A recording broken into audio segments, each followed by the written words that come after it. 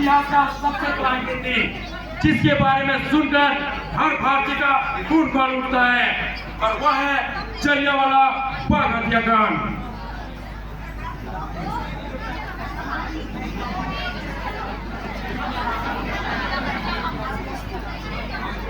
सुनो सुनो सुनो, ब्रिटिश हुकूमत द्वारा मार्शल लॉ लगा दिया गया है, जिसके तहत समूह बनाना अपराध घोषित कर दिया गया है। सुनो सुनो सुनो।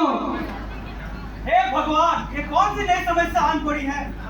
अरे भाइयों, क्या हमारे पास अभी इतनी भी आजादी नहीं बची कि हम एक साथ एक समूह बना के रह सके? ब्रिटिश सरकार का जो दिन प्रतिदिन बढ़ती जा रही है। हाँ भाइयों, ये समस्या कोई आम समस्या नहीं है। अंग्रेजों को हमारे देश से भगाने के लिए हमें उनके खिलाफ आवाज उठानी होगी। भाइयों, कल बैसाखी का पर्व है। हम सभी लोग कल जलियांवाला बाग में इकट्ठा होंगे और अपने नेताओं का भाषण सुनेंगे। भारत माता की जय, भारत माता की जय। 13 अप्रैल 1919 का दिन अमृतसर के जलियांवाला बाग में हजारों भारतीय इकट्ठा होते हैं। दिन था बैसाखी का पर्व, लेकिन उस बेरहम जनरल डायर ने हजारों मासूम भारतीयों को अपने गोली से मौत के घाट उतार दिया।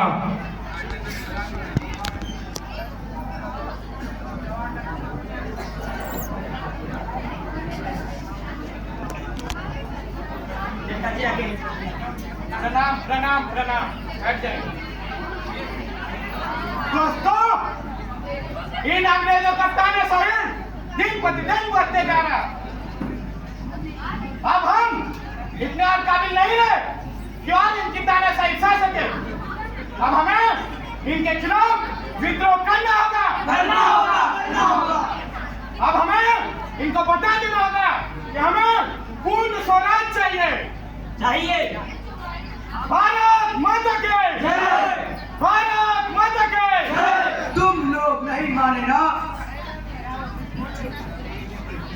मैंने तुमसे कहा था मार्शल लॉ के तहत कोई भी कहीं भी ग्रुप बनाना इलीगल है, पर तुमने बनाया। तुम लोगों को फ्रीडम चाहिए, मिलेगा। एक को कंप्लीट फ्रीडम मिलेगा। Soldiers, take position and fire!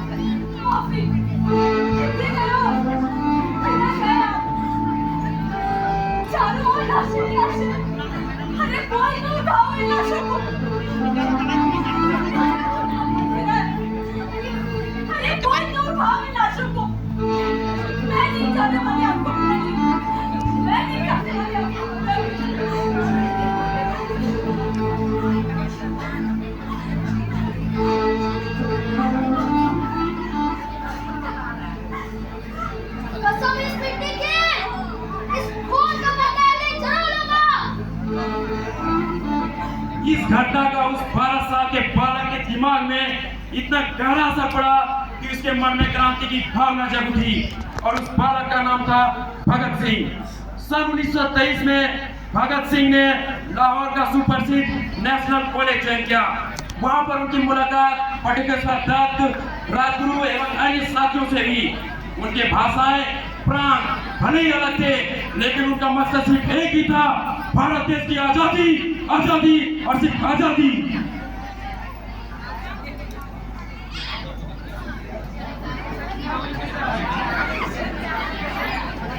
1928 की एक सुबह जब भारत देश में साइमन कमीशन का नारा गूंजा तो पूरे देश में इसका जमकर विरोध हुआ। हिंदुस्तान की हवा में साइमन को बैक के नारे गूंजने लगे, और एक ऐसी रैली में जब लाला लाजपत राय जी अपना भाषण दे रहे थे तो फिरंगियों ने उन पर बेतहाशा लाठियां बरसा दी।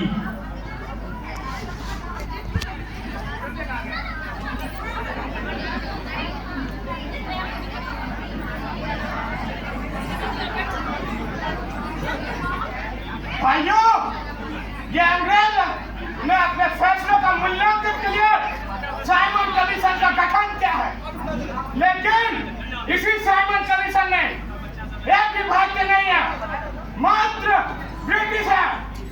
तो ये किस वक्त अपने फैसलों का निष्पक्ष रूप से मूल्यांकन करेंगे? हमें इनको बता देना होगा कि भारत साइमन कमीशन अर्जी स्वीकार नहीं करेगा, नहीं करेगा। भारत स्वतंत्रता पाने के लिए एकजुट है।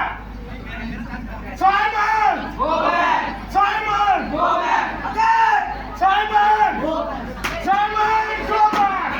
Simon go back, Simon go back, Simon go back, Simon. मेरे शरीर में गिरने वाली एक लाठी ब्रिटिश सरकार की काबूल करके जेल में रहेगी। Simon go back, Simon. इस घटना आज का अखबार पढ़ा? क्या आपने आज अखबार पढ़ा? क्या हमने आज अखबार पढ़ा? नहीं, क्या है आज के अखबार? हमारे लाला जी की मृत्यु हो गई है। अंग्रेजों ने हमारे लाला जी की पीट पीट के हत्या कर दी है। अब हम क्या करेंगे? हाथ पर हाथ धरे बैठे रहेंगे? करना क्या है? वही जो हमारे लाला जी ने किया है वही करना है जो हमारे गुरु करतार सिंह ने सिखाया है।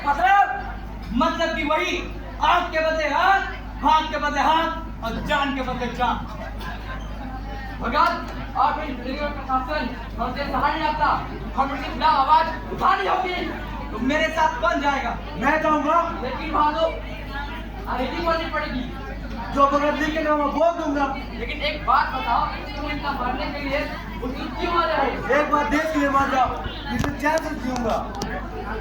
भगत, क्या तुमने सोचा है हमारा कदम आसान नहीं होगा? हमें तुम पर चुकानी पड़ सकती है। देव, हम दूसरा का इंतजार नहीं कर सकते। हम बैठे बैठे अपने वक्त को जाया नहीं कर सकते। सुखदेव, अगर हम नहीं बोलेंगे तो कौन बोलेगा? ये जागेगी कभी ये कौम? सुखदेव, ये बम सिर्फ एक धमाका ही नहीं बल्कि एक जंग का ऐलान भी होगा। भगत, ये जो जान का सौदा है वो हमारे सामने है। सुखदेव, दिल में है तूफान, जुआ में इंकलाब होगा। जागेगी हर सोया हुआ जब ये अल्फाज होगा। ये बम नहीं आवाज है, ये बम नहीं आवाज है, जागने का एक अल्फाज है। सोएगी ये कौम तब जागेगी ये हिंदुस्तान। भगत सिंह, कोर्ट में तुम्हें और तुम्हारे साथियों को फांसी की सजा सुनाई गई है। ये तो बहुत खुशी की बात है। Why? तुम्हें फांसी दी गई और तुम खुश हो रहा है? अभी तुम्हारा एज ही क्या है? इस एज में आदमी अपने ड्रीम्स को पूरा करता है। ड्रीम तो मैंने बचपन में ही देख लिया था। देख रहे हो आप? ये इस मिट्टी को तुम अपना ड्रीम बोलता है?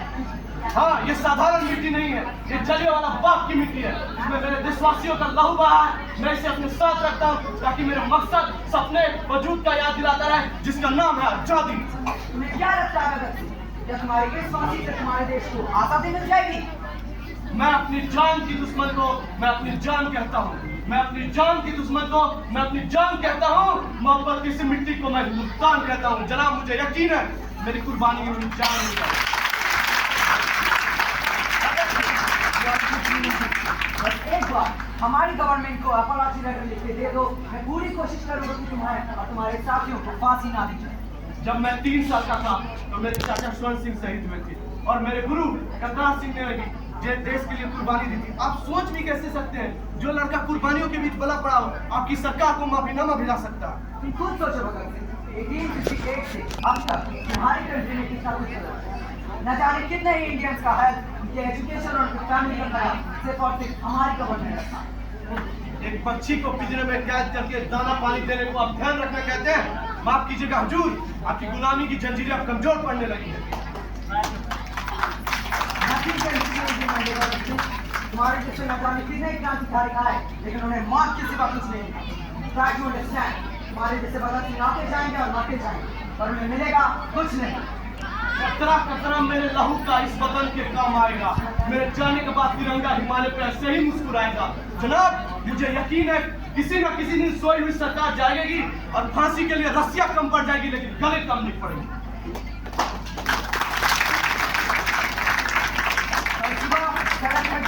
तुम्हें और तुम्हारे साथियों को फांसी दी जाए।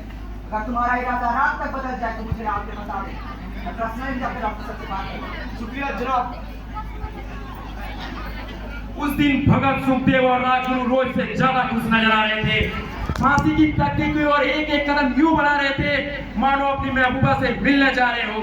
एक दूसरे से ऐसे गले मिल रहे थे मानो जिंदगी के मोर्चे पर मौत को हरा कर आ रहे हो। एक एक मुस्कुराहट कह रही थी, माँ देख जो वादा किया था आज पूरा कर रहे हैं। तेरे बेटे जब तक जिए तेरे लिए जिए और आज मर रहे हैं तो बस तेरे लिए मर रहे हैं। आखिरकार इन तीनों क्रांतिकारियों को फांसी की सजा हो जाती है, लेकिन यह जाते जाते बदला जाते हैं। दुश्मनों सुन लो, हमें झुकना नहीं आता, तुम्हारी गोलियां कम है, हमारी छातियां ज्यादा। हमें पहचान लो, हम वो हैं जो तीरों पर लेटे हैं। माँ भारत लड़े थे जो, हम उन वीरों के बेटे हैं। हमारे नाम की ढोलक बजेगी इन दो जहानों में, मरेंगे यूं जिंदा रहेंगे दास्तानों में। हिंदुस्तान को नाज होगा हम दीवानों पर।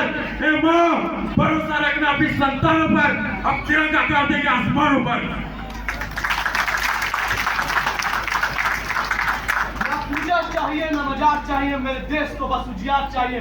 मैं मर कर भी बस यही चाहता हूँ, इस मिट्टी को मेरे वतन की सरकार चाहिए। क्या तुम्हारे को लास्ट दिन बचे हैं? हम तीनों भाई आखिरी बार गला मिलना चाहते हैं।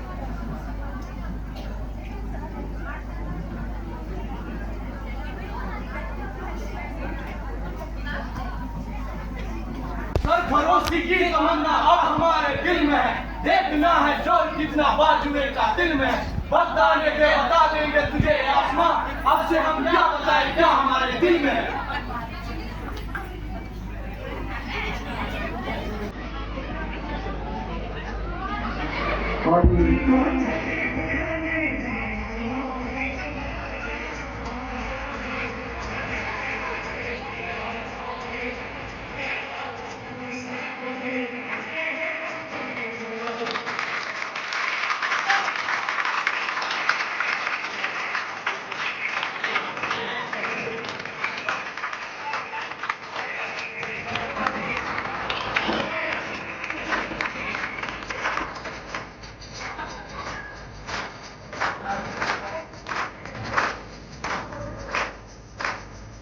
सपने में देखा था जिसको आज वही दिन आया है। सपने